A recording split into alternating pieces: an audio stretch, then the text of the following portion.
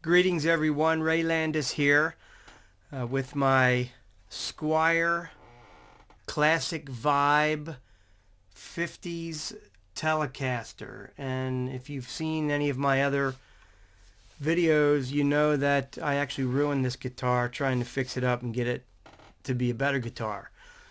Out of the box, these things are not bad. Out of the box, they are generally pretty good. But there are some drawbacks because it is a budget guitar. And I found out what those drawbacks were when I tried to do some modifications on it. But in the process, I think I've learned a lot. Appreciate all your patience, and I appreciate all your comments, because some of the comments that were made actually inspired me to do some different things and make some adjustments to what I was doing. And then I did some more research and found out ways to go kind of over and above my expectation. I think this is a good guitar now. I'm going to just lower my camera a little bit so you can kind of get another look at it.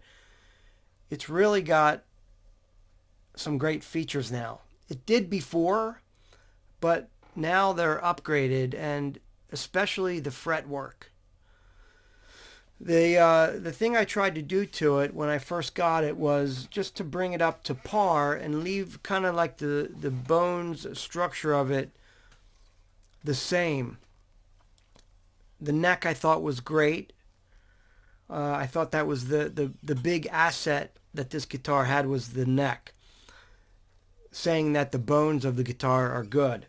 The body and everything and the components are obviously, they're a notch or two down from some of the better Fender guitars that you can buy.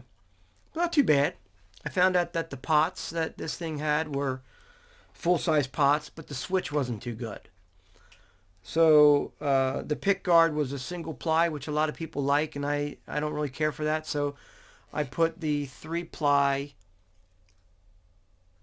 pearlized pick guard on it. Still had the 5 holes like the classic type. I changed out the bridge and put a Wilkinson bridge with compensated saddles. Got a new control plate. I don't know if you can see that. I got the angled switch, and I replaced the knobs. The knobs on this guitar were very similar to these, but they were flat on top, and I like to kind of a little more of a dome to the knobs. I kept the tuners. The tuners actually are pretty good. I don't have any real complaints. They do stay in tune. I put a new pickup in the bridge. I mean, in the neck position. Kept the bridge pickup. The neck pickup is a 62. It's a Fender 62 reissue neck pickup. The pickup that was in it was kind of dark. And I think the reason they put that pickup in there is because the original Telecasters from the early 50s, they had a really dark sounding neck pickup. And I think that was kind of reminiscent of those originals. But I like a little more modern feel and sound, even though I kind of like the vintage appointments. So my intention of buying this guitar was to take a relatively inexpensive version of a Fender Telecaster and turn it into something that's, kind of respectable. Of course, with the Squier name on the headstock, I always had issue with that. But I have a lot more respect for Squier now, because they, in these upper echelon models, namely the Classic Vibe version of the guitar and the 40th anniversary, they're better. So with those minor upgrades, which are not really so minor, I was able to get the guitar playing really nice. So what I wanted to do next was work on the neck.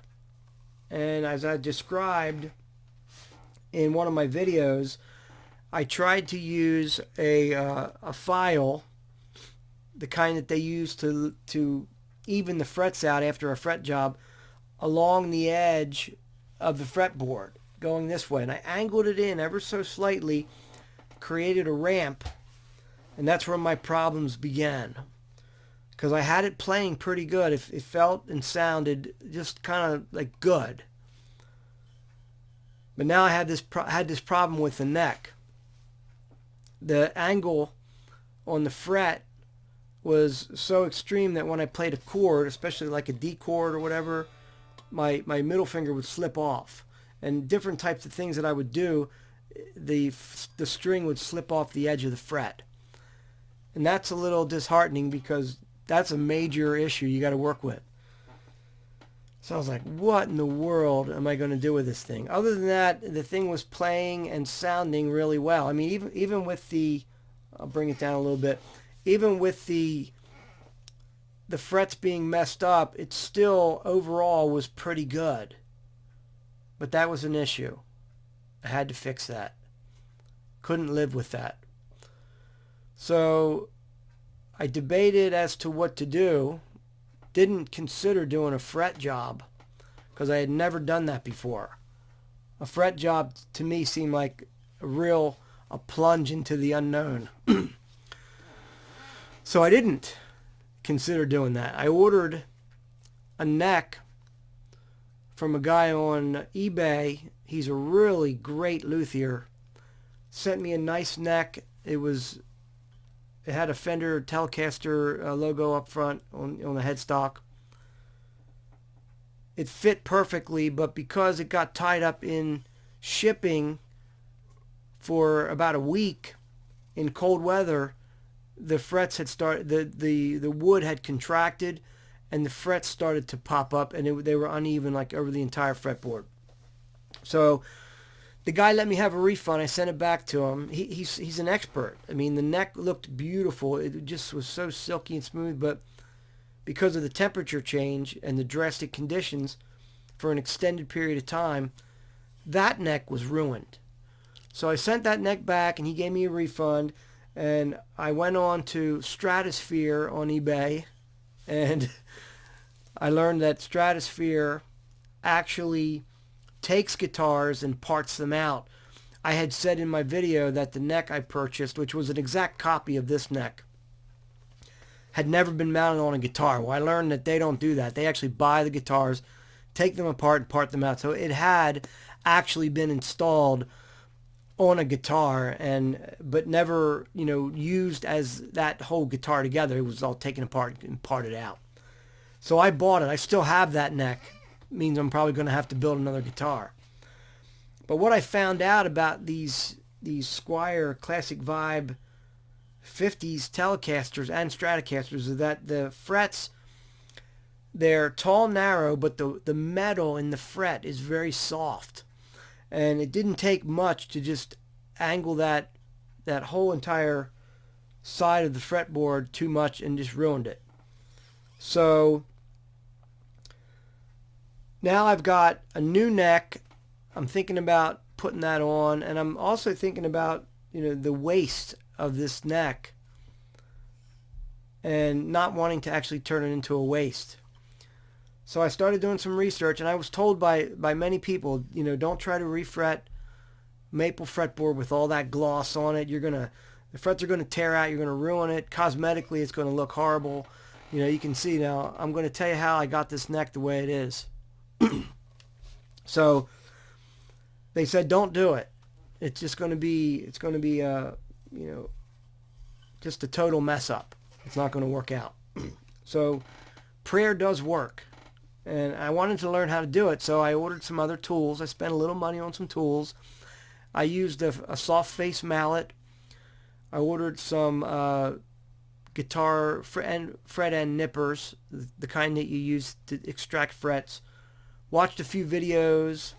Ordered some Fender standard pre-radiused frets. And I ordered some other stuff. I ordered some Stumac thin super glue, and I set out on a journey to get this original neck back to playing condition. I'm going to tell you, I think personally it's better than it ever was. For one, the metal on the frets is better. The actual metal that the frets are made of. They're a little beefier. I don't think they're medium jumbos, but they're a little beefier. They call them standard.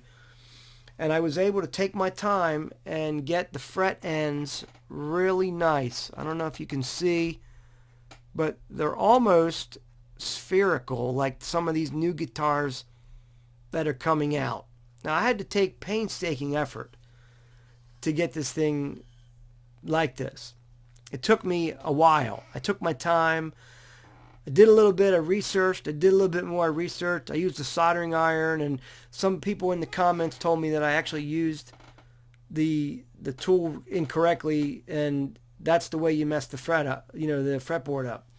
By the grace of God, I was able to get the old frets out, and without scarring the neck too much. Now, I did actually cosmetically scar that really glossy finish, and as I also mentioned in one of my other videos, I have a kind of a motto that I go by. I learned from a guy I did some construction work years ago.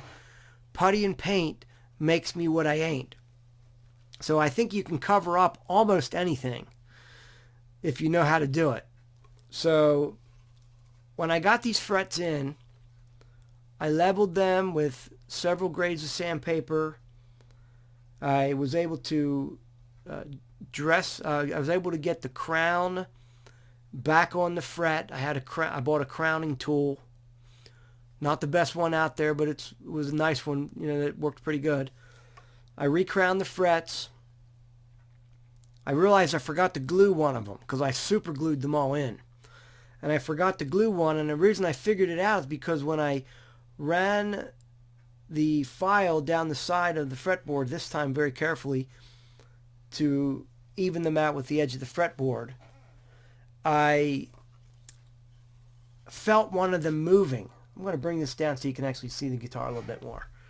So I felt one of them moving. It was the 4th fret. So I ordered some special glue from Stu Mac, and it was a super glue that was like water. It had this really like thin little needle applicator, and I was able to put some super glue down in the groove alongside the fret on both sides, and it sucked it in. It was like it wicked it right in there. I saw some guys doing that online. So I was able to get that fret solid in there. So all the frets are solid.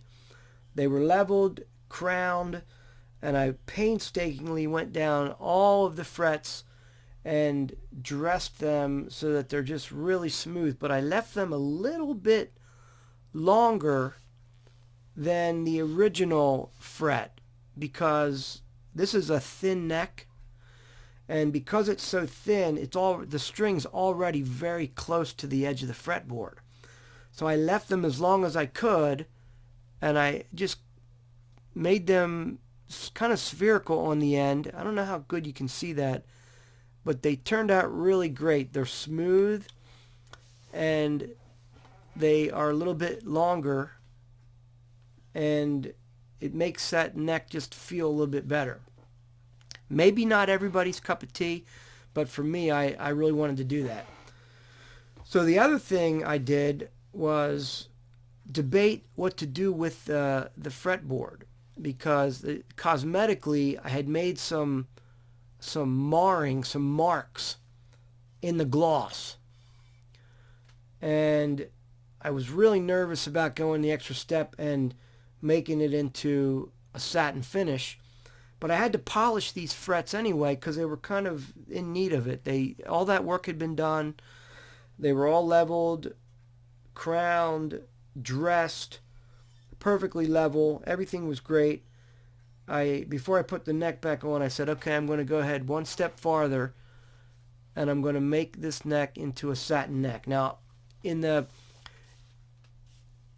Squier 40th anniversary Telecaster Stratocaster, the vintage version, the necks are satin on front and back. I really like those necks. I have a Stratocaster that I worked on, and you can see it in one of my other videos. And that one has a satin neck, and I really like that one. I liked it better than the gloss, but the gloss is still good. But now I had this gloss neck, and everything was perfect except for it had a few little cosmetic marrings that I wanted to get rid of. So thanks to a guy I found online, his name is Neil Rimbaldi. And if you ever get a chance to watch his video, he's a musician, but he did this tutorial on how he took his Fender Telecaster and turned the gloss neck into a satin neck. And I watched that video and I used quadruple aught steel wool to take my fretboard and turn it from gloss to satin. It took out all the imperfections. There's nothing you can notice on this neck that is flawed. Everything has been fixed by turning this into a satin neck. Plus I polished all the frets. So when I put the neck back on, I realized pretty quick that I ended up with one high fret. It was the very first one, and they say that when you do the frets, you should actually taper it down with the sandpaper on this end. I did a little bit of that, but not enough. This last fret. Now, if I want to play a note way high, I want to be able to hit that note and not have it buzz out. But I think I still have to do a little bit of work on that one fret. But I took that and I filed it down a little bit more, and then I put a small piece of oak tag in the neck as a shim. You can't even see the difference. It's just very, very subtle. But it gave me a little bit more of the ability to work with the action. I like my action really low. I've got probably somewhere between a 10 and a 15 thousandths of an inch here at the first fret by carving the nut. And I use the StewMac nut files for that. There's no replacement for those. Those are the best. And then at the 12th fret, I like my action to be about 62 to 66 thousandths of an inch at the 12th fret. And I use the StewMac gauge. It's a digital gauge, and you just put it on there and you can tell exactly where you're at. And I was able to get the intonation with this Wilkinson compensated bridge with the compensated saddles. I was able to get the intonation really, really good, really close. So all the cosmetic issues are gone. All of the playability issues are gone. And I'm going to tell you, I don't really have a lot of money in this guitar. I have some money in a few tools and a few things, but I got the guitar on a special from Fender right off of their website. It was $340, basically, give or take a couple dollars. Then I spent about $60 for this pickup.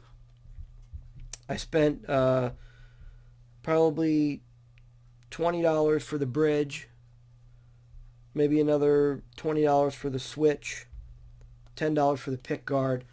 So I don't have $500 in this guitar. Now, time-wise, the frets cost about $10.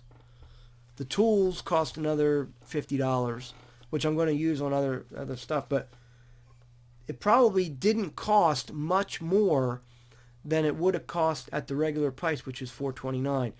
And I've got a guitar now that I think is worth, in the $600-700 range. This guitar really plays nice.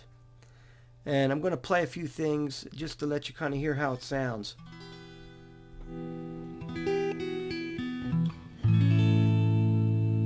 Okay, here's the neck pickup.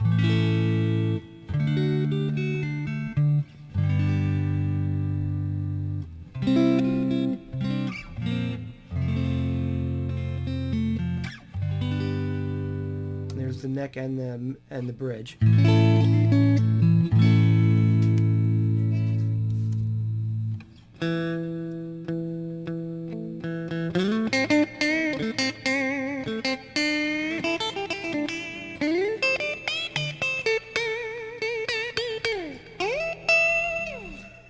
So that's the neck and the bridge, and then you have the bridge pickup.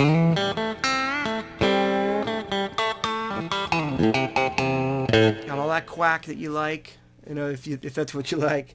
But this guitar is, in my opinion, a very nice instrument now, and I just want to encourage somebody who may get one of these, because this one I got right from Fender and it had fret issues. That was my problem. I tried to fix something that was an issue right from the factory. Of course, a lot of the adjustments have to be done anyway. Some people don't make those adjustments, but I know when you play an open chord, if you don't carve the nut, you're not going to get a clean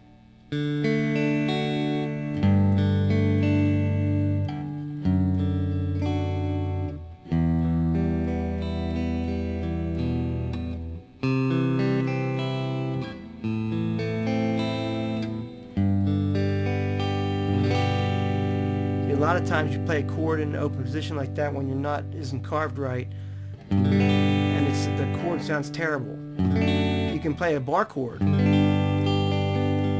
then when you play the open chord, it sounds horrible. And it's because there's so much need to push down, you actually pull the guitar out of tune. That's why I like to make sure that nut is as low as possible. But I was able to get this guitar really dialed in. And I want to encourage somebody that, wants to try to do something, with the guitar on their own. It can be done. This guitar wasn't hard to fret. Now, I'm not going to say every guitar that you try to fret, put new frets in, is going to be easy, because, I think this it was brand new. It was not really played on much. There was no pressure that was applied to the frets over years, and temperature changes and stuff like that. This one, with a little bit of heat, the frets came right out. And then the new frets, I used a soft face mallet and hammered them in. They went right in.